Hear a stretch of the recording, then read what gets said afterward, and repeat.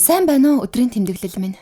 12 жил чимээгүй явсны эцэст би чихрийн шижинтэй гэсэн хэцүү онштой болсон түүхээ хуваалцахаар шийдлээ.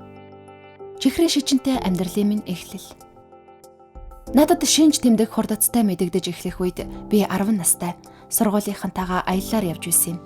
Тэр үедээ би нэг их юм бодсончгүй. Харин маш ихээр ам цангаж хуурайшиж байсан юм. 5 минут тутамд шээс хурж би сулдан ядарч огцом жин хасч эхэлсэн. Эдгээр нь 1-р хэлбэрийн чихрийн шижингийн шинж тэмдгүүд бөгөөд хэрв эмнэлгийн тусламж авахгүй бол комд орох, үхэж болох ч аюултай. Намаа гэртээ харихад ээж аав маань шууд л ямар нэгэн болж гэдгийг мэдэн эмнэлэг рүү явж эмчид үзүүлсэн юм. Гэвч харамсалтай нь эмч миний шинж тэмдгийг вирусын халдвар гэж андууран гэртээ харж амархыг зөвлөв. Би унтах гэсэн боловч бүх бие минь чичирч байснаас болж 1 минут унтаж чадахгүй байлаа. Бие минь сулдаж асар ихээр ядарч байсан юм. Тэр шөнө бие минь улам хурдтай муудлаа. Эхлээд би айж байснаа цаг явах тусам би үхэж байгаа юм шиг санагдаж өөр юу ч бодож чадхаа болов. Учир нь би үхэж байлаа. Дараагийн хэдэн цагт би хүчтэй өвдөж байв. Хамаг бие минь хуурайшин сул байж хичнээн ус уух гэж хичээсэн ч биед минь шингэхгүй гарч байлаа. Одоо ч гэсэн өвдөж завирлсан жижигхэн охин ариун цэврийн өрөөний суудал дээр энэ бүх өвдөлт маань намайг орхиочтэй гэж ихэр татан уйлж байсныг санаж байна. Гэвч тэр өвчин алга болсонгүй. Хизээч алга болохгүй. Энэ үед ээж минь айдаст автсан байлаа.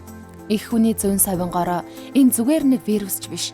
Бяцхан охин нь хүнд өвдсөн байна гэдгийг мэдэрч байв.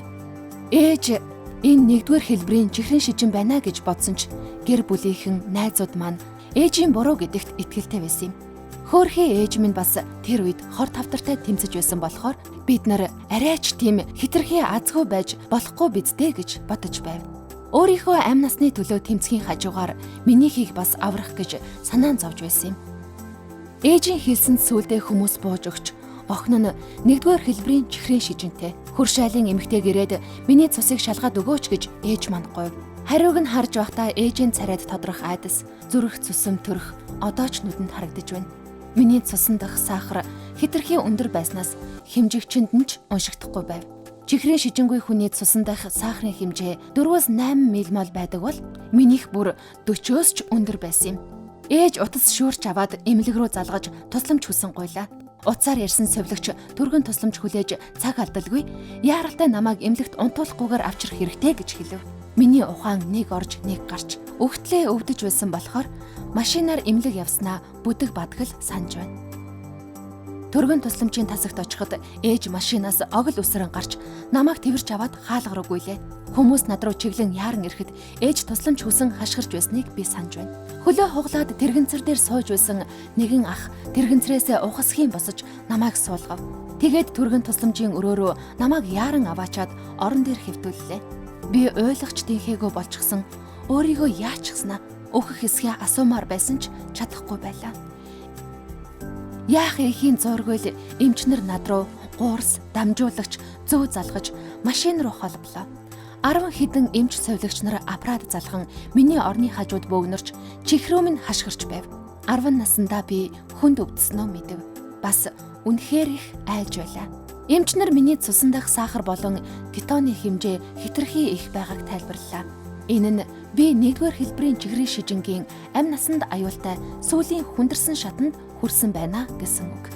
Нойр булчирхаанаас гардаг инсулин хангалтгүй болж цусыг хүчлэлэг хортой болгосноор ийм шатанд хүрдэг.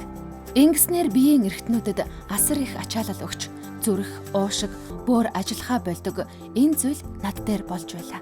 Нэг бол ухаангүй комд орох, эсвэл өгчч болох нь тодорхой зүйл. Эмчнэр миний биеийн байдлыг тогтворжуулан намайг хүүхдийн эрчимт эмчилгээний тасаг руу шилжүүлэхэд аав маань эмчээс охин маань зүгээр болох уу гэж асуулаа. Эмч танд ам гарахад хэцүү байна. Охины чинь биеийн байдал маш ноцтой байгаа тул дараагийн 24 цагийн хугацаа маш чухал байх болно гэж хэлсэн юм. Тэр өдрийг бодохоор надад гунигтай санагддаг. Юм бүхнээс илүүтэй ээж аавыгаа бодохоор маш гунигтай байдаг. Жаахан охин нь энэ шүнийг давахгүй ч байж магадгүй гэдгийг сонсох тэдэнд минь ямар байсныг төсөөлж чадахгүй. Ямар ч эцэг их байсан өөрийнх нь ч вэ хүний хүүхдэд ийм зүйл тохиолдохыг хизээч хүсэхгүй. Ээжээ минь царай тэр чигтээ шаналлаар дүүрсэн байсан нь санаанаас юур гардгүй юм. Би насан туршдаа тэр шаналсан царайг нь санах байх. Тэр шүн юм бүхэн бүдэг бадаг, шаналгаатай, сэтгэл өвдөгсөн шүн байв. Сэрэхтээ би аимшигтай хар дарсан зүүд мэд зүйл надад тохиолдсныг мэдлээ. Зогтож гүйж болохооргүй тасралтгүй үргэлжлэх хар дарсан зүүдний гол дунд нь би байлаа. Үнэхээр бодит эрчимтэй өрнөж байсан хар дарсан зүүд мэд өдрүүд өрнөх тусам аажмаар биед минь тэнхээ орж байв. Эмнэлгээс гарахад сувлагч ээжэд намайг үлдсэн амьдралынхаа туршид тариа хийлгэх хэрэгтэй гэж хэлсэн юм.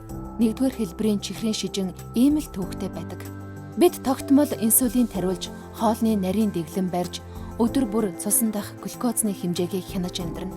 Хичнээн эрүүл амьдралын хэв маягтай дасгал хөдөлгөөн хийсэн ч энэ өвчин хизээч алга болохгүй. Үүнийг надад өдөрт бараг л 10 удаа сануулна.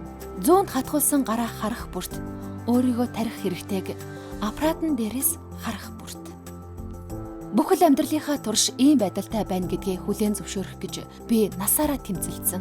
Дааж давшгүй ачаа өөрч, олон жил уур хилэн төрж, өвдөж, ичгүүртэй санагддаг байсан ч би өөрийгөө хэн гэдгээрээ бахархаж сурсан юм. Би бол тэмцэгч. 12 жилийн дараа хамгийн хүчтэйгээр өөрийгөө мэдэрч байна. Би энд амьд байна. Надаас хизээч салж алга болохгүй өвчтэйч гэсэн би зүгээрээ. Энэ өвчөнд дарлуулж суухыг хүсэхгүй байгаа болохоор энэ байдлаасаа санаа зовж ичихгүй байна. Би зоригтой бас төвчээртэй. Хэрвээ чихрийн шижин юм уу өөр өвчин таныг хизээ нэгэн цагт дийлнэ гэж бодож байвал энэ таны буруу шүү.